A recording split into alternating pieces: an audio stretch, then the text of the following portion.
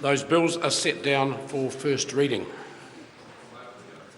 The House comes to questions for oral answer. Question number 1, in the name of Chris Bishop. Thank you very much, Mr Speaker.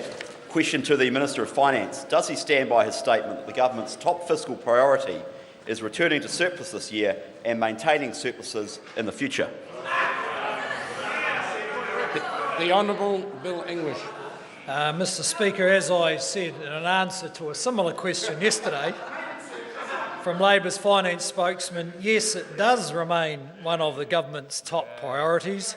And as I said yesterday, whether there's a small surplus or a small deficit, in the sense of an economy, doesn't matter that much. It's the fact that government's finances are headed broadly in the right direction.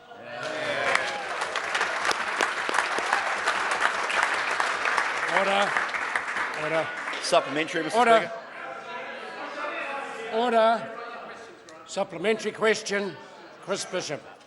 Thank you, Mr Speaker. To the Minister of Finance, what reports has he received confirming that the government has achieved its target of reaching fiscal surplus this year? The Honourable Bill English. Well, Mr Speaker, I've seen the recently released financial statements of the Government of New Zealand for the 30th of June to 2015, which I know all members read. Those statements confirm that the government posted a surplus of $414 million in 2014-15.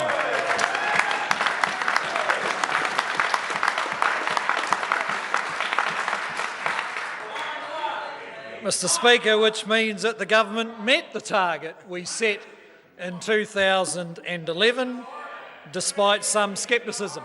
And I want to acknowledge the efforts of my parliamentary colleagues, but also tens of thousands of public servants who, through the last 7 years, have produced better public services for the same or less money.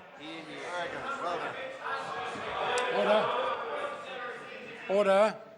Supplementary question, Grant Robertson. Is it correct that the financial statements he's just referred to include an underspend in the health budget of $52 million, an underspend in the education budget of $235 million, an underspend of $96 million in the law and order budget, an underspend of $304 million in the transport and communications budget, and an underspend of $97 million in the housing and community development budget?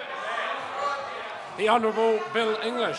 Mr Speaker, can I thank the member for his generous acknowledgement of the achievement of New Zealand's public services, and I know as the spokesman for overspends, he finds underspends deeply offensive. Order. Order. Supplementary question, Chris Bishop. Thank you, Mr Speaker. How does the surplus in 2014-15 compare with fiscal forecasts inherited by the National-led government when it took office, sir, in 2008? The Honourable Bill English. Well, Mr Speaker, the revision, the update of the 2008 budget forecast a decade of deficits. And the 2008 budget forecast a small deficit that turned out to be over $3.5 billion. And if the spending track had continued, we would have had government net debt blowing out to 60% of GDP.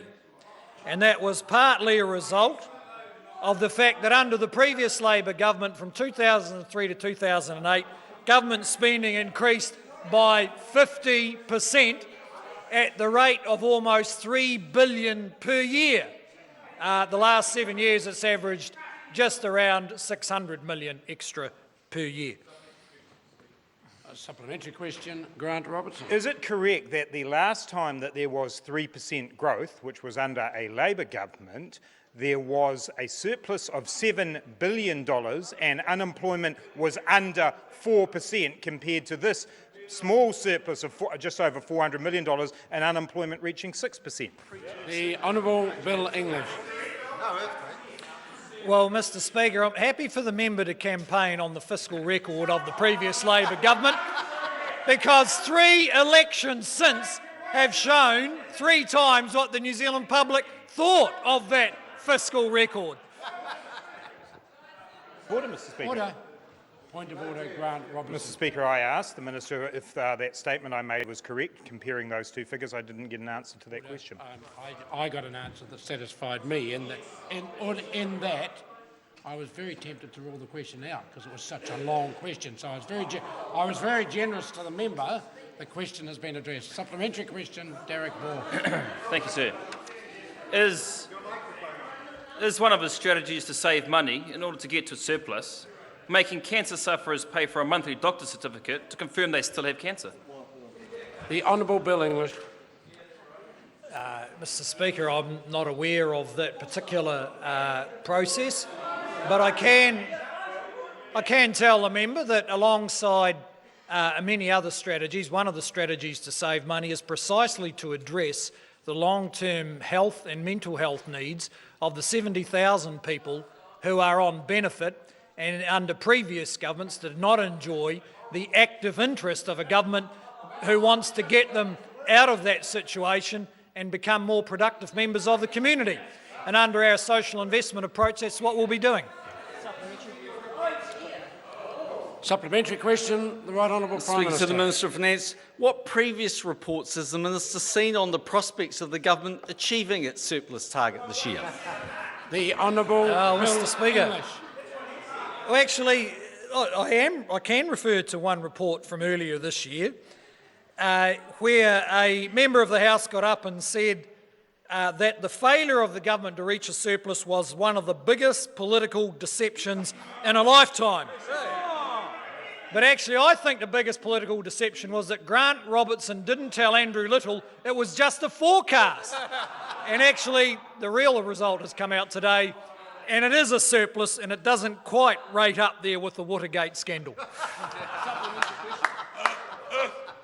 Supplementary question, the Right Honourable Prime Minister. Speaking to the Minister of Finance, now that the government is back in surplus, can I have more money for my cycleways? The Honourable Bill English. Well, Mr. Speaker, Say yes! Order.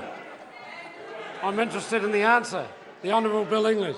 well, Mr. Speaker, like other ministers, the Prime Minister is prone to exaggerate the benefits of the particular project and bid for more money than he actually expects to get. And because that's what he usually does, I usually say no. Supplementary question, Fletcher Tabuto.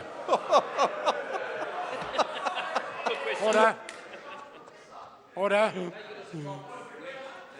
Thank you, Mr. Speaker. What impact will an additional 160 to 200 billion of direct foreign investment by 2025, announced by Mr. Joyce today, have upon the current account deficit? The Honourable Bill English. Well, Mr. Speaker, it would be, because that investment would only come because it's productive investment that can generate a return in excess of the cost of capital. It would be positive for the current account. Supplementary question, Julianne Genter. Does the surplus of $414 million announced today mean that his government could have ensured that every hungry child had a school lunch, giving them their best chance at a good education? The Honourable Bill English. Speaker, it was a bit hard to hear. I'm not sure if the microphone's on. Could I ask the member to repeat the question for the benefit of the Minister? Does this year's surplus of $414 million mean that his government could have ensured that every hungry child had a school lunch, giving them their best chance at a good education? The Honourable Bill English. Well, Mr. Speaker, as the member will know, the surplus has arisen after the decision made by the government to increase benefit levels for the first time in 43 years for families with children by $25 a week starting on 1 April 2016. And we hope that it will contribute to achieving the kinds of things that the member has mentioned and can also acknowledge a more sensible question than that from the Labor Finance Minister. Order. Order. That last part is just completely unnecessary and will create disorder. Further order. Order. And I certainly don't need the assistance I'm being offered from my left-hand side. Supplementary question, Julianne Genter. Could the government have afforded an additional $11 million this year to ensure every hungry child in New Zealand got a school lunch, in addition to raising benefits? The Honourable Bill English.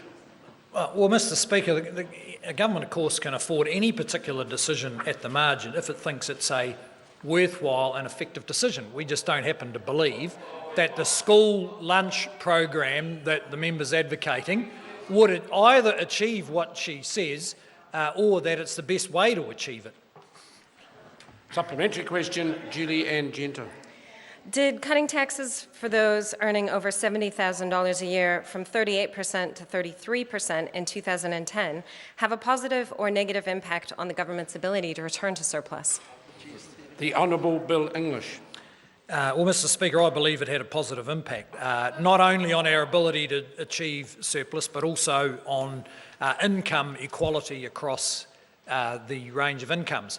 The proportion of tax revenue as a proportion of GDP has risen since that time, and people on higher incomes are paying a higher proportion of the tax take than they used to. So yes, I think the tax package was well worthwhile and positive for the government accounts. Supplementary question, Julie Ann Genter. Does he have specific evidence that the tax cuts for top income earners did result in more people working, greater tax take, and greater equality in the distribution of incomes in New Zealand? The Honourable Bill English. Yeah, well, Mr Speaker, yes, there is evidence for those propositions. You can actually see what proportion of the tax take is paid by different income groups. That's measurable.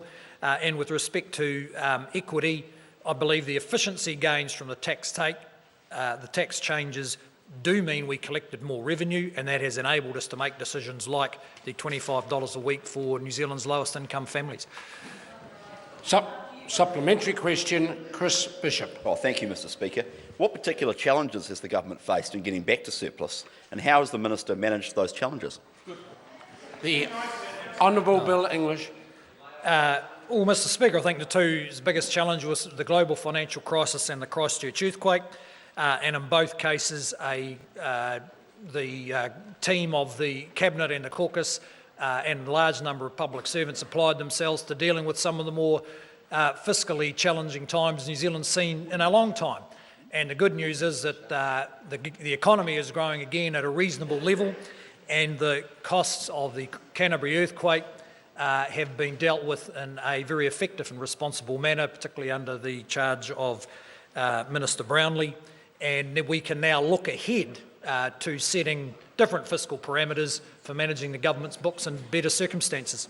Supplementary? Supplementary question, Julie Ann Genter.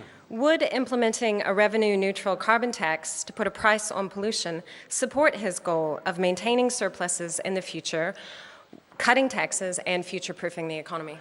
The Honourable Bill English. Well, Mr Speaker, in concept, yes. And in fact, when we set the target back in 2011, that was the expectation that at $12.50 per tonne, the government would collect something like $1 billion of revenue from the emissions trading system put in place to a large extent by the influence of the Greens. As it turned out, world price dropped and we collected almost nothing. But as that price rises, the government will benefit from revenue from that scheme, which would help either maintain surpluses or offset other taxes. Supplementary question, Julie Ann Genter. Can he confirm that it is possible to invest in services to ensure there aren't kids going hungry at school, that we're reducing carbon pollution through a meaningful price on carbon, and to balance the books? It's just not been National's priority. The Honourable Bill English. Yes, Mr Speaker, it is possible to do those things, and of course it's politically arguable over which ones you actually concentrate on. So with respect to children, we haven't set ourselves the objective around school lunches. We've gone for other targets we actually think are a bit more challenging, like reducing the number of assaults on children and the number of children with rheumatic fever. But the general idea of investing wisely and achieving clear impact is one that is at the heart of the government's management of government expenditure. Supplementary question, Grant Robertson. Is it correct that the underspend in the education budget of $235 million includes funding that was to be directed towards special education, meaning that the children, the most vulnerable children in our system, have been ripped off by this government? Honourable Bill English. Well, Mr Speaker, if the member did his homework, he'd know there's a difference between an underspend and a rip-off. Underspends arise where the money has been allocated, actually, in this case, to special education, but for various reasons, across the $70 billion, they just haven't got to spend it yet. So it's not a rip-off, and the member should study the system a bit more so that he knows the difference. Question number 2, Marama Fox.